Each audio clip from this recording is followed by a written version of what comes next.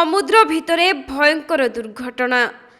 पर्यटकों नहीं जाउथिबा गोटिए डंगाकू नौसेनार speed boat धक्का देबा फଳରେ 13 जनकर मृत्यु होईछि आउ पाखापाखि 100 अधिक लोकंकु उद्धार करा जाईछि।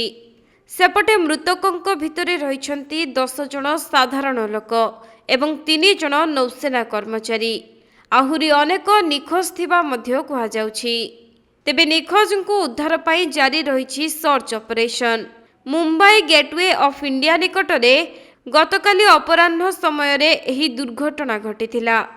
मिलिथिबा सूचना अनुसार पर्यटकों नहीं यात्रीवाही डंगा एलिफेंटा जाउथिला आउ सेथिरे 5 जन क्रू मेंबरଙ୍କ सहित प्राय 100 अधिक यात्री थिले बोली कुहा जाउछि।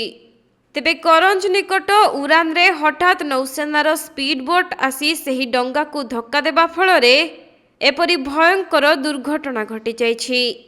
सेपटे नौसेना पक्षरु कुहा जाइछि जे स्पीड बोट समुद्र रे ट्रायल करुथिला किंतु इंजिन रे त्रुटि जगु भारसाम्य हराई यात्रीवाही डंगा को धक्का देइथिला।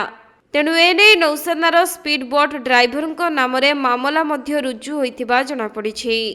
अन्यपटे प्रधानमंत्री नरेंद्र मोदी घटना रे शोक प्रकाश करिबा सहित मृतकों परिवार को 2 लाख एवं आहतों परिवार को 50,000 टंका लेखाएं अनुकंपा सहायता राशि घोषणा करिसेंति।